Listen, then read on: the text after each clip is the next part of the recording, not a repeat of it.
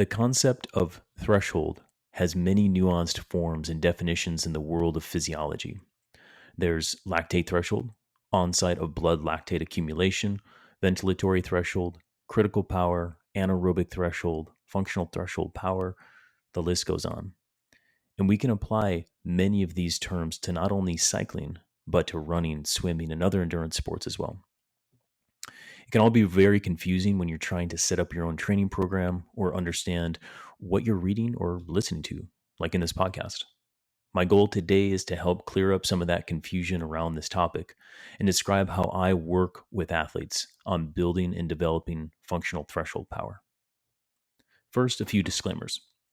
This is part one of a 3-part how-to series where we first start with building FTP. The second will be how to build VO2 power.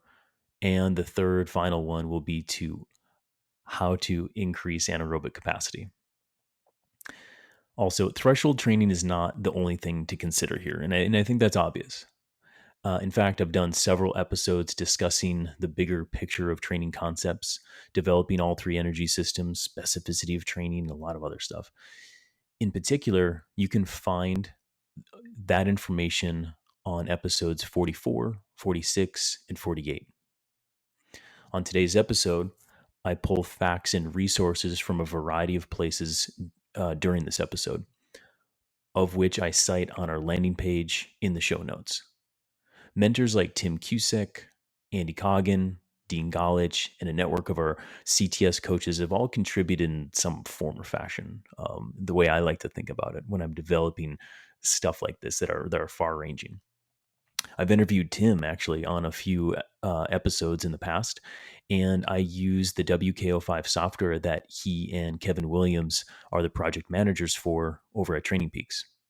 Many of the concepts and terms that I'll be talking about are pretty familiar for those who have seen some of their stuff on YouTube with his webinars, which I'll encourage you to, if you want to go deep, I'll encourage you to go check those out if you like what you're hearing here today. But I'm also pulling from CTS methodology, human physiology, and my own experiences as a coach. Now, because human physiology is basically the most fun place to start, let's go right there. Very quick overview of human physiology. I want to remind all of our listeners who already know, but need a refresher on the 3 energy systems in human physiology. And that is the ATP PCR system as number 1. Number 2 is the glycolytic energy system. Number 3 is the aerobic or the oxidative system. Go back to the first one. The ATP system uses phosphagen primarily as a fuel source. It's used in fast movements like sprints that are 1 to 5 seconds in nature. Okay, so really fast, high level efforts. The glycolytic energy system uses glycogen for a primary fuel source. Those are hard efforts that range between like 6 and 60 seconds. And finally, the third, the aerobic or oxidative system, uses oxygen as a primary fuel source. And these efforts, starting around that anaerobic crossover point, which for most of us are between 60 and 75 seconds. And you can see that on the slide that I'm showing right now. But here's the thing, like our body doesn't work as perfectly as that. We're not just in one of these energy systems at one time, okay? It's more complex than that. So while we're sprinting or time trialing or riding, running, swimming, listening to podcasts, we're always using phosphagen, glycogen, and oxygen to fuel our life. However, when we're trying to develop an adaptation to something and we're trying to develop performance, I want you to know how these systems work so that we can manipulate them and get the results that we desire. Let's go back to this concept of a threshold. In its very simplistic form, this is the point at which we have indicators to suggest that fatigue is starting. It's a blend of all 3 energy systems, mostly glycolytic and oxidative. And the higher your threshold is, you can do your sport at a higher percentage of your VO2 max. which is the ceiling, thus making you generally better suited for your sport overall. And that's the point where you can then hone in on the specifics of your sport to optimize your performance. And that's why I wanted to start with how to build FTP. Now, before we really get into this more, I always like to start with definitions and terminologies. So, what is FTP? Functional threshold power is the power that you can maintain in a steady manner for about an hour before you fatigue. It can actually be a range of 35 to 65 minutes, and we'll explore that more here in a bit. It's steady in nature, and we can test this. We can get really good estimates by going out there on the bike and estimating where it's at. Or you can really go for it and do what I call finding your edge and going for that full 60 plus minutes to see, at max to see where it's at. Another terminology or a definition is something that many may not have heard before, unless you're listening to some of Tim's stuff or my stuff here on the Train Right podcast, but it is called TTE, or time to exhaustion. And it's the timestamp of how long you can currently hold your FTP. The key concept here, and you can see it on the slide as well, is there are now better ways to define and quantify performance for the individual athlete. It's not only just power or power to weight, but power duration for performance. And as you can see on the slide, or those watching the YouTube version of this, you can clearly see where the FTP and the TT timestamp is, as well as how the power duration curve starts to really change there, and it's going down. Effectively, it is a point in your performance where things change, and that thing is fatigue. You're getting fatigued. And it's very specific the way we measure it with the data and the analytics we have at our fingertips these days for most coaches. Now, there are two ways to build your FTP. I refer to them as intensive and extensive. And I will give a nod to Tim Cusick here. I'm sure there's other coaches that use these terms, but he has developed that quite well. And I am sharing or stealing this concept you've heard on the podcast before. So, and it's also something that I teach to my athletes. Okay. So, very simplistically, two ways to do it: intensive or extensive. What does that mean? When you build your FTP intensively, you're simply increasing your FTP power, and you're not changing your TTE. When you build FTP extensively, you're increasing the duration that you can hold your FTP without changing the FTP itself. So effectively, you're just going longer. When people ask, well, how does that improve performance? And you can see this if you're watching on YouTube. I say, well, how can that change performance if I don't increase my functional threshold power, meaning intensively go up with the power? And I say, well, if all you can do is hold FTP for 35 minutes right now, and if we develop it so that you can go all the way out to 60 minutes, do you not think that that is a performance improvement? And when you start to think about it, you actually just doubled how long you can hold FTP, which is a huge improvement. Now, in the past, in many athletes out there, they don't think about that time duration component of it.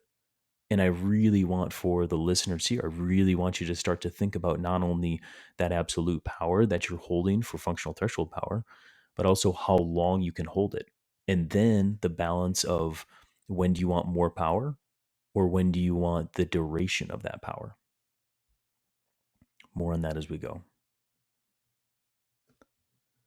So where do we start with all of this? If you've been listening to this podcast, you know I'm a pretty big believer in finding where you're at, finding your edge, or field testing. There are two ways that you can structure your field testing. And I'll first start with what I do with my own athletes, and then I'll go toward a self-coached athlete, what I would recommend. So the first suggestion I have is to do 1 week of testing.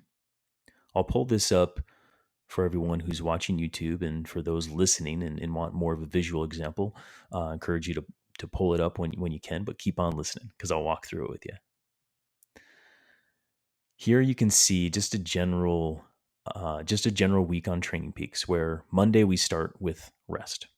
I also give a description of for my athletes, I'll give a description of what the whole week looks like. So you can see that on Monday too. Then we move into Tuesday, and this is a 5-minute TT, 5-minute field test, 5 minutes at max. There we're testing the edges of that VO2 power for an athlete. On Wednesday, we go in, and this is including warm-ups and cool downs, and you can see the visual on there, but in general, Wednesday's 20-minute time trial at max. Thursday is easy recovery ride, or sometimes I'll put in a rest day. And then Friday is what I call neuromuscular and anaerobic capacity testing, where it's essentially 3 sprints. I use 20 seconds at max, and then I'll do a 1-minute maximum effort toward the end before a final cool down. And I use 20 seconds because really I want 15 seconds, but for some people who don't maybe know how to sprint very well, it gives them opportunities. It gives them 3 tries effectively to get in a really good 15-second effort. And for the minute, I'm basically looking for anything that is around that anaerobic crossover point to get that test.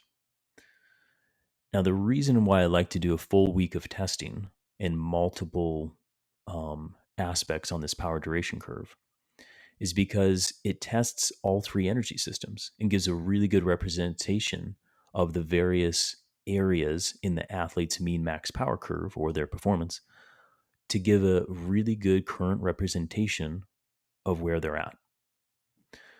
When I'm using WKO5, or if someone else is using software programs that are similar with predictive analytics, you can then have better models of FTP, VO2, TTE, and other things like this as you go to make your strategies for developing this athlete. And these are the tools that I rely upon when I'm working with an athlete. Now, for those who don't use some of these other analytical tools, and maybe you're a self-coached athlete, what do? I suggest 1 day of coaching, I suggest 1 day of testing. And what you do is you go back to this week that I have up, and you just basically take that 20-minute TT. Okay. Make sure that you come into it fresh, warm up, do what I call a few openers, which are just ramp up style sprints that are not at max efforts. Okay. And that's to get the lactate system going. And you do your 20-minute time trial. From there, you take your highest average power, or what we call mean max power, from the test. You multiply it by 95%, and that will be your estimated FTP. Now, let's talk about training zones real quick. I just want to walk you through this because this is also important when it comes to determining what the energy systems you're going to do or the zones that you're going to do in order to build your FTP. I'll pull this up. And you take your FTP that you found from the field test, and 95% again of that MMP, and you put it into the Training Peaks calculator there where it says threshold. You choose CTS methodology or whichever method you prefer, hit calculate, and you get your training ranges. For me, when I'm working with an athlete, I round all of my ranges to the nearest 5 watt because it's easier for the athletes to remember. It's also a good reminder that when you're training, just like in energy systems and human physiology that we just talked about, it's more broad than we like to think. It's not just 1 watt. It's not as precise as that. Okay. Life's just not as perfect as we want it to be sometimes. And that's why I like to round off. Now that we have our training zones established, it's time to take a look at training sessions and examples of how we're going to build FTP. Okay, so let's look at example training sessions. I'm pulling this up for everyone watching on YouTube. And really, one of the great workouts I like to use to build FTP intensively is something that at CTS we call climbing repeat intervals. And again, intensive FTP builds. This is to try to increase your FTP, the absolute number. We're not as concerned about TTE right now. And so climbing repeat intervals generally are done at around 100 to 110% of FTP. When you're doing these, you want to aim for around 25 to 35 minutes of total time in zone or total work time. What that means is if we're doing, say, 3 by 8 minutes, that's 24 minutes of total work time, which is right around close enough to that 25 minutes. 4 by 8 would be 32 minutes of time in zone. And that's where I'm coming up with those numbers. The recovery periods should be at least a 2-to-1 work to rest ratio, meaning if you're doing 8-minute intervals, you want at least 4 minutes. Sometimes I'll go 5 or 6 minutes. I really want the athlete to produce good power on these. So a little bit more recovery is going to be the way to go. And then again, some of these examples is 3 by 8, 4 by 8, 4 by 6, 5 by 6. And the goal of this whole workout is to, as I said, increase your FTP and do that work in a condensed amount of time. As the name insinuates, you'll be doing these on a hill, up and down, and you'll be going hard uphill. You'll be going easy and coasting downhill, and maybe you circle around at the base before you go again. The key point here is harder is better. And I'll pull up some examples of this on Training Peaks once again so you can see real training examples of what I'm giving to my athletes. And I guide them each week by giving them descriptors of, if you're feeling good, go ahead and push a little higher power. Okay? Don't go longer because we're interested again in increasing FTP. But I also don't want them to go so hard that you can't complete the main set. So there's a bit of a pacing and a bit of a keeping yourself in check here. Okay. It's a really hard workout, but it's also not one where I want them to fail necessarily. We'll get into a workout like that come VO2 power time period. But again, climbing repeat intervals are a great way to increase your power at FTP. Next, let's take a look at an example of an extensive FTP workout. For this, I use steady state intervals. These intervals are done at 95 to 105% of your FTP. You want to aim for 35 to 60 minutes of time in zone. Recovery periods are about a 2-to-1 work to rest ratio. So you're actually working a little bit more than you're recovering in this scenario. Examples will include 3 by 12, 2 by 20, 2 by 30, 1 by 45, even 1 by 60. And I've talked about this concept on the podcast before, but really when we're looking at something that's going to move the needle on your TTE, we want to start doing work that's going to push you beyond there. And that work can be cumulative with short recovery periods. So say like a 3 by 12, and I'll even go a little bit shorter, even down to like 4-minute recovery periods to try to fatigue the system to do a lot of work in a short amount of time period. Or if the athlete is feeling good or they're training really good, I'll extend out toward past their current TTE. So if you look at the example, this athlete, his current TTE is 35 minutes. So when fresh and he's got an optimized FTP and things like this, I'm going to encourage this athlete to do intervals that go beyond that TTE. So 35, 45, and even 60-minute intervals sub threshold will get that job done. The goal here is to extend the time that you can ride at FTP or increase your TTE. And when doing these, the listeners, you're probably listening to this and saying, where the heck am I going to do a 45-minute effort? Well, for those living in the West who have long hill climbs, may not be an issue. For those of us living in the East or living in other parts where metropolitan areas, you're not going to get that time unless you've got flat stretches or loops where you can really rack that up. This is where inside training is awesome. I see a lot of people going into Zwift, when the cold starts to hit and they start to see they're hitting peak powers for 40, 50, 60, 70 minutes sometimes. And they say, well, Zwift is an awesome training tool. Look at this. I just increased my power. Well, I say, well, you just haven't done that before. That's why you're hitting some of these peak powers, because you've never put yourself in an environment where you're motivated without interruptions in order to hit that duration for power. And that's a really good example, I think, for many listeners to really find that relationship between power duration and how it can be a very good performance indicator. Now, with extensive power training, the key point here is longer is better. And really, for sub LT efforts, we want to move that needle on TTE. So longer is better, meaning if the athlete is feeling good on the day, I want them to extend. So if it is 2x20 and they're feeling really good, I'll say, let's do 25-minute efforts. Let's do 30-minute efforts if you're feeling really good, because I want to move the needle. Okay, I really want them to push, but not more power. I want them to go longer. So now that you have those two examples of the workouts, intensive and extensive, it's time for you to plan your plan. What I mean by that is to lay it all out of how many weeks that you're going to be spending in these intensive or extensive time periods. Ideally, you start building your FTP when you have a solid base period. And I have another episode on what a base period looks like. Okay. And that's going to probably take around minimal 12 weeks to get very fit to the point where all this threshold training is going to be very influential and good for the training.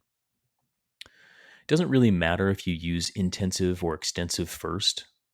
So when you're trying to decide, if it's early in the season and you have a good base built up, I'd say choose whatever is a limiter or a weakness for you first. So, if you're say a really good hill climber and your extensive power is awesome, but your FTP is not as high, or maybe the short punchy hill climbs aren't as good for you, that's when I would choose intensive first. And then the opposite is true. If you're really good on short hill climbs, but that extensive power isn't good, then I would choose extensive. Now, if you're maybe listening to this and you're coming up to a close race block, I would choose what's more specific to the event. So again, if the event has short, punchy, hard hill climbs, I would start with intensive FTP building. If it has long hill climbs or has a really important time trial in a stage race or something like that, I would choose extensive FTP workouts first. But again, like I said, it doesn't matter either way, because in theory, we would just be aiming to build FTP and optimize so that then we can go on to a VO2 in a sports specificity phase thereafter. So say we choose extensive FTP building first. I'd want that to be a 4 to 6 week build of extensive FTP development. Then you would take 1 week easy before you would go into a 4-week intensive focus block. You'd take 1 week easy there again, and then you'd probably do another field test, either a 1-day, 20-minute FTP test or a week of all the battery that I talked about. Okay. But all in, if you do this well, we're looking at around a 12-week period of training to build your FTP properly. Okay. So once you've established your plan, it's now time to establish your training pattern, or what I call rhythm. Finding a pattern or rhythm that works with your daily routine or your body is going to maximize your success in training. And what I mean by that is how to get it all done in a work week. Okay. I cover the importance of this rhythm, or finding the rhythm, in depth in an episode with Tim Cusick, and I don't have the number in my show notes. It's either 44 or 46. So you'll have to go and look that one up. But let's take a look at a few examples, and first starting with an extensive FTP build. I like to use a threshold training modality during this period. And we talk in that episode too, we talk about what a threshold training modality looks like and why we use it. But essentially, because we're doing sub-threshold, aerobic, and maybe up to threshold training, I'd like to block days up back to back. This is because we're doing efforts that are, again, like I said, sub threshold. And even though it's medium hard work, as long as you're sleeping, eating, and taking care of yourself, we should be able to do this back to back to back before we need recovery or easy or rest day or something like this. And you can see the example here of hard, endurance, easy. Oh, that's what a block would look like. And so I'm trying to overload the system before we really pull the reins back and take that rest day. And then on the weekend, what I would do, say if we had a hard day on Tuesday, a hard day on Wednesday, a medium day on Thursday, Friday would be off. Saturday, I'd come back to another hard day. It might look like intervals, or it may be like I have here, a hard threshold day with maybe a small group of people, group ride of sorts. And then Sunday would be the endurance. And for those listening, the Tuesday and Wednesday workouts here, the example is 3x12, again at 95 to 105% of FTP. And then the next day, I would block it up with 2x15, again at the same power prescription, before we would do like a zone 2-3 day on Thursday and then off on Friday. Saturday, Sunday, we do a bit of a mixed threshold with endurance work, and then we're off with a recovery, a rest day on Monday. Now, let's take a look at a few example weeks of what an intensive FTP build would look like. Here, I changed the modality to a polarized training model, if you will. Okay. And it works better here because these are simply more intense intervals. Okay. We're taxing the muscular system more. We're depleting and draining the body a little bit more. And so it's better to have contrast to the work week, as I like to call it. And that contrast means basically hard every other day. And this example I have is Monday is your rest day, Tuesday is a hard day, Wednesday is easy, Thursday is hard, Friday is easy, and then Saturday, an option of hard or group ride. This is where I start to weave in group rides or maybe some specificity or short hill climbs, and then Sunday's endurance. Specifically, Tuesday, I'm looking at a 3x8 climbing repeat interval workout, which the intervals are done at 100 to 110% of the FTP, so pretty hard stuff. And then Wednesday is that recovery ride. And then Thursday, I come back to a 4x6 climbing repeat interval, 100 to 110% of FTP, and a little bit of riding at the end of that before Friday is another easy day. What's going on there, and the reason why I walk you through that, is because these training sessions will have either 36 to 48 hours of recovery time. That means you're doing your work, you're sleeping, all this kind of stuff, to replenish the glycogen, to replenish the muscles, and also reset the brain before you go back and start, smashing yourself against these hill climbs again. And so it's both the physical as well as the cognitive that needs restoration between these. And that's why I think the polarized model works a little better like this. In theory, the polarized model would probably only have 2 really hard days like this. And I would probably, if that's the case, I would do more time in zone here. And that's the second week that you see here. I up the game there 4x8. And then that should have been like a 5x6 on Thursday, but very intense days with very contrasted days in between. And I really wanted to walk you through that and show that as a visual. Okay, so as we're coming to a close, I want to say, in summary, FTP is the power that you can produce in a steady manner for about an hour before you fatigue. It's best understood with TTE, or time to exhaustion, which is the specific time that you can hold FTP, and gives very good insights to the athlete's individual current physiology. We can build FTP in 2 ways: intensively, by increasing the power you can produce, or extensively, by extending the time that you can hold the same FTP power, and both increase performance. It's best to know your current thresholds so that you can set up your individualized training zones before starting in on the training program.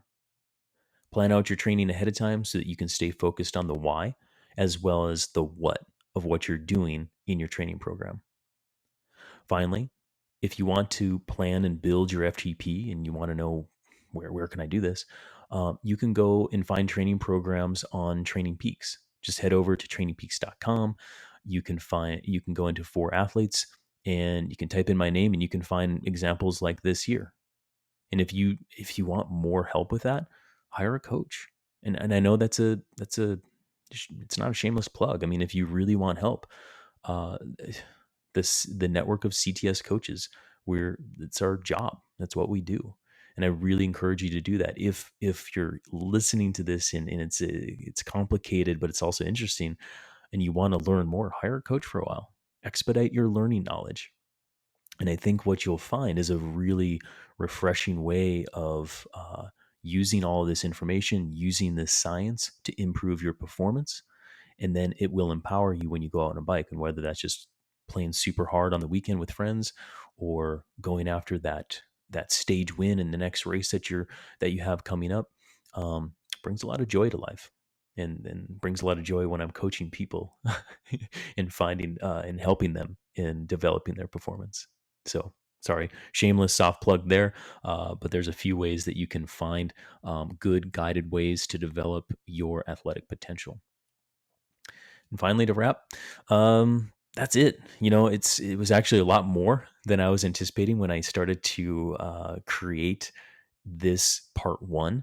And we went a little bit longer today, but that's fine. I wanted to get all the information in. And this is how I think you best develop and build your FTP. And it's the best way that I could use this means of communication through podcast and YouTube to show you that. And really, to our listeners, thanks again for listening. Be sure to come back for part two. And if you want further deeper insights, go ahead and go to our landing page at trainright.com. And there I link to several articles talking on different thresholds and other YouTubes that may help you in your journey. So, Coach AP, over and out. Thank you again.